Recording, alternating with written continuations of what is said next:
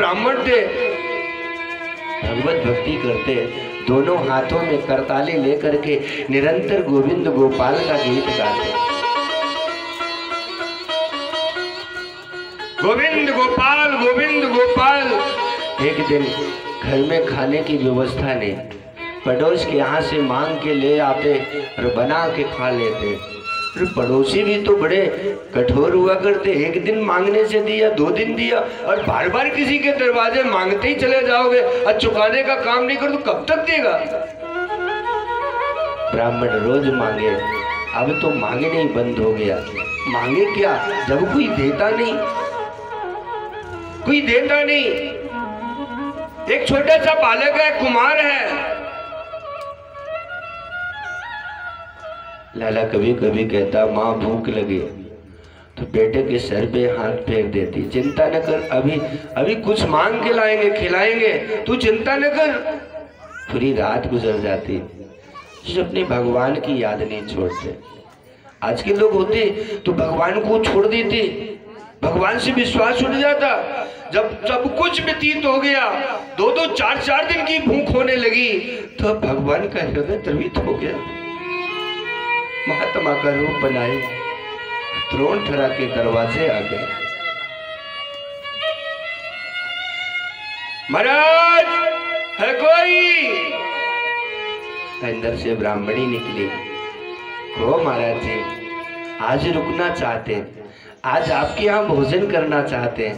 ब्राह्मणी दौड़ी दौड़ी अंदर की, महाराज बाबा लोग आए, संत भगवान आए, आज रुकना चाहते हैं। भगवान की भक्ति करते थे, रोकने से मना भी कैसे करते। दौड़े दौड़े गए, आओ महाराज आओ आओ, आज से तो हम स्वागतम हो, आपका स्वागत है। पहले भी लोग अपने दरवाजे पे लिखते थे आइए आपका स्वागत है, आइए आपका स्वागत है। आज से तो हम स्वागतम हो, बाद में लिखने लगे यू मोस्ट वेलकम, आपका स्वागत है।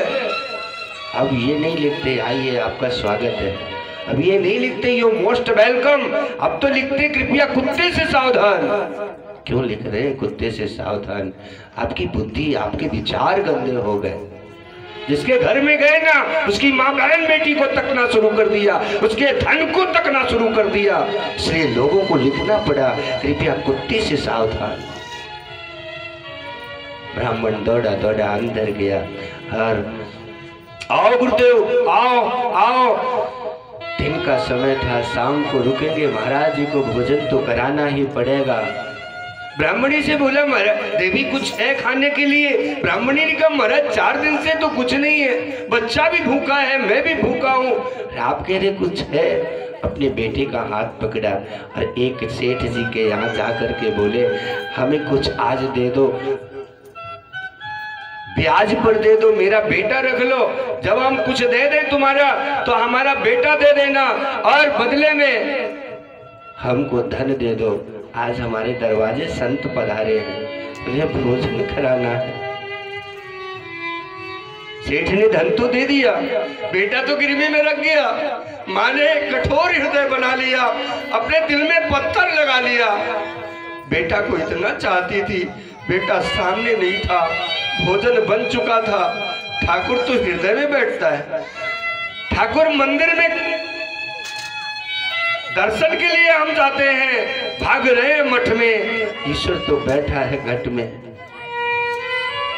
मंदिर में तो सिर्फ पूजा के लिए मूर्ति लगाई जाती है, पर अंतर मानस तो साफ रखना चाहिए। जहाँ पे स्वयं तीनों लोक का मालिक विराजमान होता है, उस हृदय को इतना मनुष्य गंदा कर लेता है।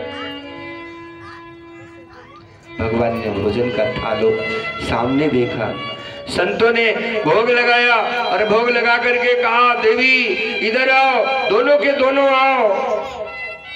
तुम्हारा एक बेटा था, छोटा था, कहाँ है? महाराज वो बेटा इतना बदमाश है कि इतना उपद्रवी है कि जाने किसकी यहाँ खेलते खेलते सो जाए, पता नहीं है। नहीं महाराज, फिर भी बताओ तो कहाँ गया? तुम उसकी माँ हो, तुम्हें बेटे के विषय में इतना भी ख्याल तो सब है राजन, पर मजबूरी और परिस्थिति माँ के सामने है। बालक बड़ा सीधा था, चार दिन तक भूखा रहा माँ के सामने, पर संत सेवा के लिए तो बालक को भी उपद्रवी करार कर दिया। भगवान ने कहा पता है, हम दरअसल भोजन करते उससे पहले बालक को भोजन कराते। तुम्हारा बालक आ जाता तो हम भोजन उसको करा देते, फिर हम करते। ब्राह्मण ने कहा बस महाराज बस, वो बेटा नालायक बेटा, अरे इतना सवेरे से शाम देखो शिकायतें आती रहती, इसलिए हम लोग ज्यादा उससे प्रेम नहीं करते। आप भोजन करो महाराज, भोजन करो। महात्मा के रूप में कोई महात्मा थोड़ी थे राजन, वो तो तीनों लोक के मालिक संत स्वरूप में आए थे, द्रोण धरा के उस नाम कीर्तन का वैभव बढ़ाने के लिए। तो बताओ कितनी देर में आ जाएगा तुम्हारा बेटा? ब्राह्मणी ने कहा महाराज कोई गारंटी नहीं, वो तो किसी के घर में पढ़ के सो जाता है। भगवान ने कहा तो मैं भोजन नहीं करूंगा, अगर बेटा तुम्हारा नहीं है तो हम तुम्हारे बेटे के बगैर भोजन करने वाले नहीं है।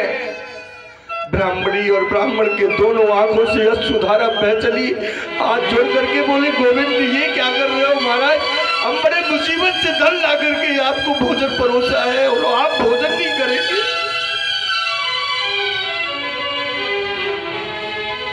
संत के रूप में महात्मा ने कहा नहीं देवी, जब तक बालक नहीं मिलता तब तक आपके यहाँ का हम भोजन ग्रहण नहीं करेंगे। ब्राह्मण ने कहा महाराज वो नहीं आ सकता। क्यों नहीं आ सकता? क्योंकि उस बालक को गिरवी में रख करके मैं आपके भोजन और प्रसाद के लिए ये व्यवस्था जुटाए। भगवान की आंखों से अश्रुधारा निकल पड़ी। धन्य किसने अपने पेट के लिए व्यवस्था नहीं करी, दूसरे के लिए व्यवस्था की।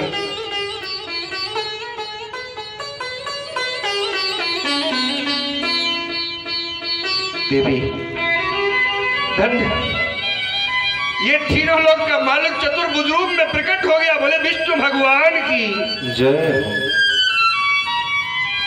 शंख चक्र गदा पद्म धारण किए थे तीनों लोग के मालिक। द्रोणधरा ने भगवान के दर्शन किए, चरणों में लौट गए।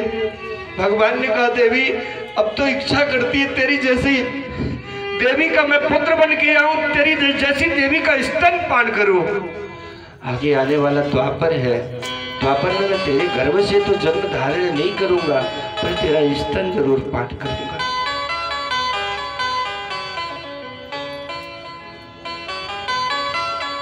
वही तो ज्ञान बार बार भगवान मैया यशोदा को दिलाते। स्त्री ज्ञान कर 2 बार ब्रह्मांड का रूप दिखाया, पर यशोदा को समझ में नहीं आया। अब यशोदा को समझ में आया मेरा लल्ला नहीं, लल्ला भगवान है। हाथ में मन में पूर्ण विचार है, सवेरे से कोई भी दासी आकर के मेरे घर में मेरे लल्ला को भोजन कराए और फिर पवाए, ये यशोदा को स्वीकार नहीं। ये यशोदा खुद अपने लल्ला को अपने हाथ से भोजन कराएगी।